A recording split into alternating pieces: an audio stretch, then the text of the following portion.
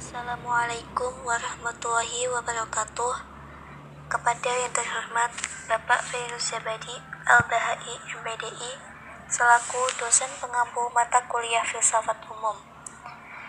Alhamdulillah, marilah kita panjatkan puji syukur kehadirat Allah Subhanahu wa Ta'ala yang telah melimpahkan rahmat dan karunia-Nya kepada kita semua, sehingga pada kesempatan kali ini kami dapat melaksanakan presentasi via video tanpa halangan suatu apapun. Sholawat serta salam tak lupa kita haturkan kepada junjungan kita Nabi Muhammad SAW yang kita nantikan syafaatnya di yaumil qiyamah nanti. Amin Allahumma amin. Langsung saja untuk menyingkat waktu, perkenankan kami dari kelompok 2 dengan anggota 1 Almia Zazabila NIM 2621014, 2 Laili Hamdanah NIM 2621028, 3 Suratunisa NIM 2621029 untuk mempresentasikan hasil diskusi kami mengenai mazhab pemikiran dalam filsafat 2. Baik, yang pertama, idealisme. Idealisme adalah suatu pandangan dunia atau metafisik yang mengatakan bahwa realitas dasar terdiri atas atau sangat erat hubungannya dengan ide, pikiran, atau jiwa. Dunia mempunyai arti yang berlainan dari apa yang tampak pada permukaannya. Yang selanjutnya, jenis-jenis idealisme. Jenis-jenis idealisme yang pertama yaitu idealisme subjektif.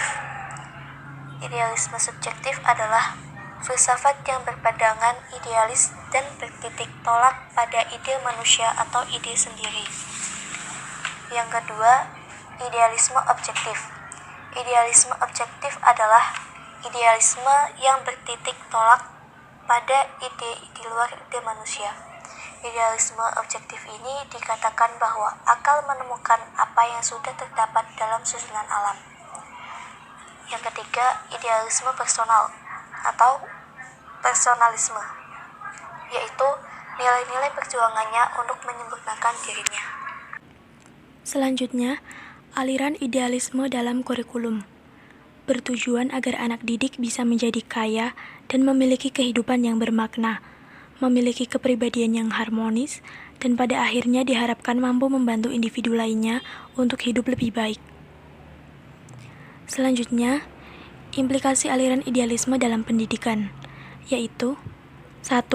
Tujuan untuk membentuk karakter, mengembangkan bakat atau kemampuan dasar, serta kebaikan sosial.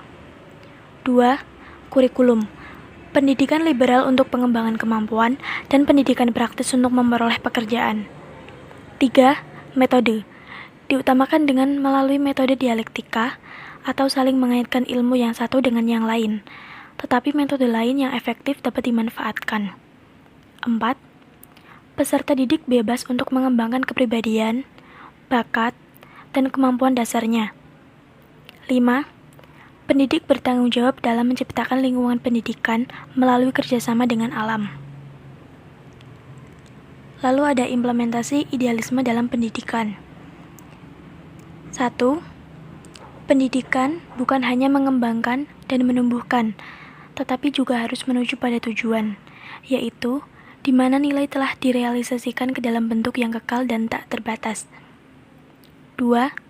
Pendidikan adalah proses melatih pikiran, ingatan, dan perasaan, baik untuk memahami realita, nilai-nilai, kebenaran, maupun sebagai warisan sosial. 3. Tujuan pendidikan adalah menjaga keunggulan kultural, sosial, dan spiritual, memperkenalkan suatu spirit intelektual guna membangun masyarakat yang ideal. 4. Pendidikan idealisme berusaha agar seseorang dapat mencapai nilai-nilai dan ide-ide yang diperlukan oleh semua manusia secara bersama-sama. 5. Tujuan pendidikan idealisme adalah ketepatan mutlak. Untuk itu, kurikulum seyogyanya bersifat tetap dan tidak menerima perkembangan. 6. Peranan pendidik menurut aliran ini adalah memenuhi akal peserta didik dengan hakikat-hakikat dan pengetahuan yang tepat. Selanjutnya, realisme. Realisme adalah filsafat yang menganggap bahwa terdapat satu dunia eksternal nyata yang dapat dikenali. Karena itu, realisme berpandangan bahwa objek persepsi indrawi dan pengertian sungguh-sungguh ada, terlepas dari indera dan budi yang menangkapnya, karena objek itu memang dapat diselidiki, dianalisis, dipelajari lewat ilmu, dan ditemukan hakikatnya lewat ilmu filsafat. Dilanjutkan jenis-jenis realisme. Yang pertama, ekstrim atau primitif, yaitu cerminan yang tidak sempurna, namun konkret tersebut menyebabkan timbulnya abstraksi dalam pikiran kita.